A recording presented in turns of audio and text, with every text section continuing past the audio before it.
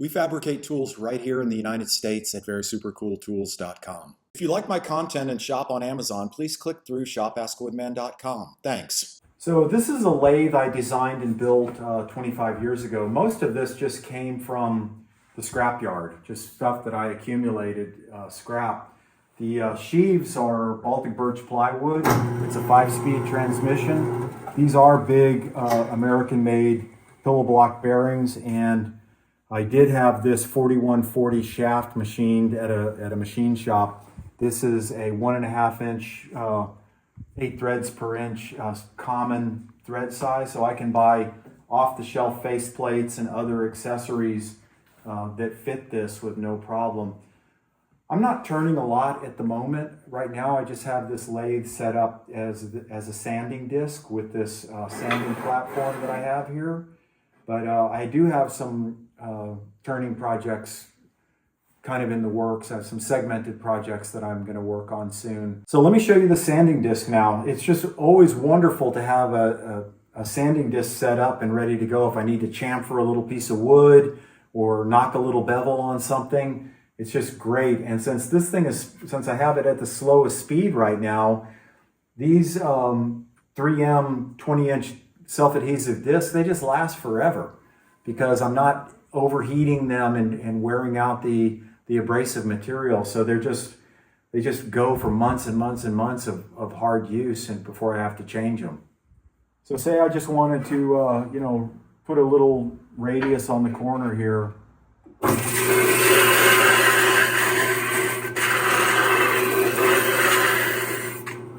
Just, matter of seconds and I've got this knocked off, and I can use this.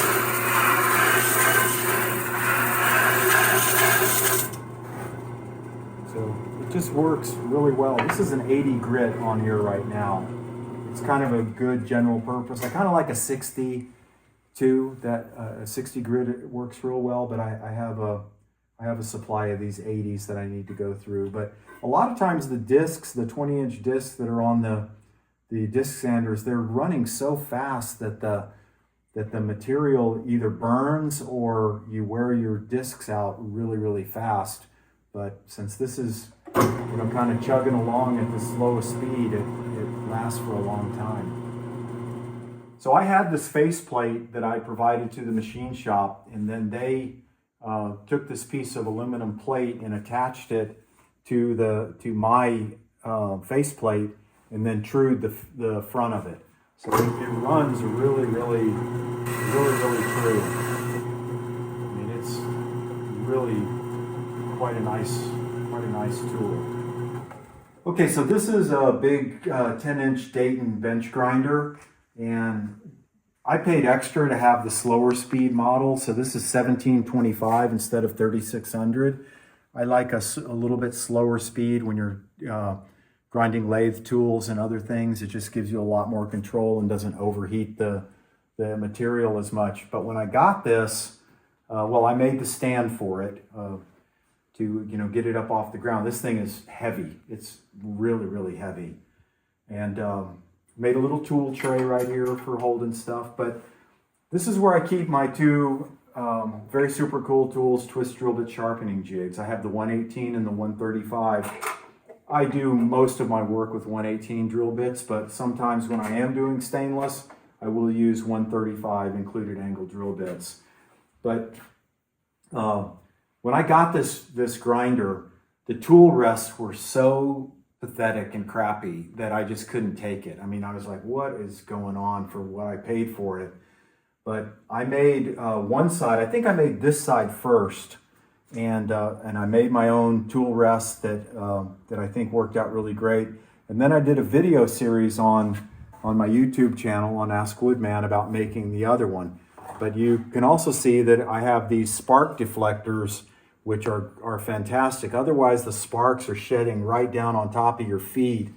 And I don't like that because then you spread that everywhere in your shop and make a mess. But let me show you how easy this is. So it doesn't take any tools. So I can change the angle here, and then I can change the distance away from the stone with this one. And so this works really, really well for, coming up with the right angle for doing some sharpening work or grinding other material. But it's a really strong, quiet, powerful grinder. And I think with the proper tool rest, a grinder can really do a lot of operations that people don't realize are possible. I've got this accessory here that I can attach to this, and I can put my countersinks in here, and I can sharpen countersinks to where they're like brand new. And I have a video series on my Ask Woodman channel about this and sharpening countersinks. So, because like I said, I'm a pretty frugal guy, and I don't want to go spend money on new drill bits or new countersinks because they're not cutting. Basically, all they need is a touch-up. What's happening with drill bits and countersinks is they get overheated right at the cutting interface, and this becomes case hardened, and that becomes so hard that it's actually bouncing off the material. It becomes hard due to friction and heat. So unless the drill bit is badly damaged, all you basically have to do is remove that microscopic layer of case hardening material and get back to bright tool steel again, and the drill bit will cut like crazy. I've had new drill bits that don't cut, so to be able to just come in here and sharpen a drill bit that's damaged or just isn't at peak cutting and just touch it up real quick, it's just everything. So I'm going to sharpen this drill bit to show you how this works. So this is a drill bit that's got kind of a bad chip in it right here, but I'm going to show you that we can get this thing dialed back in. This is the Very Super Cool Tools twist drill bit sharpening jig for 1/18. We also have it for the 135 included angle drill bits. So it's got a little adjustable bar on the bottom that can be moved to different positions to run back and forth on your tool rest. And let's just work this over. The way you can do it in several ways. I like to kind of roll it to create a relief angle, and then end up with the cutting lip parallel to the tool rest.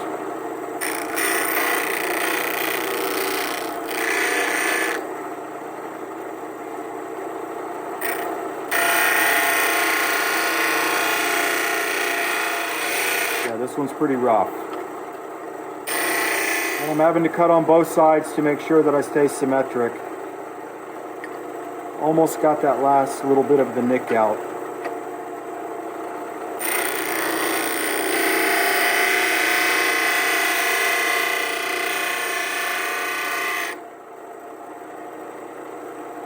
That ought to do it. Cut a little bit more relief angle here.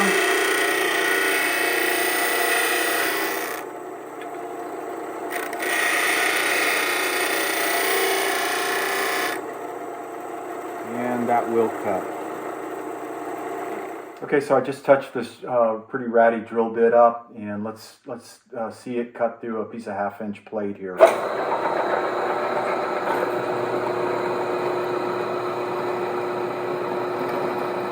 And I'll give it a little drink of some Union Butterfield.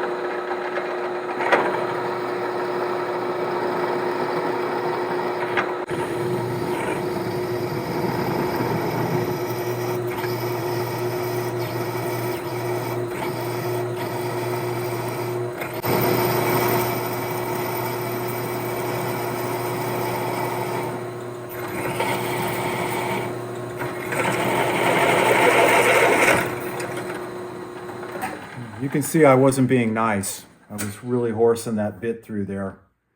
But it's okay because I can always just go back in and touch it up again.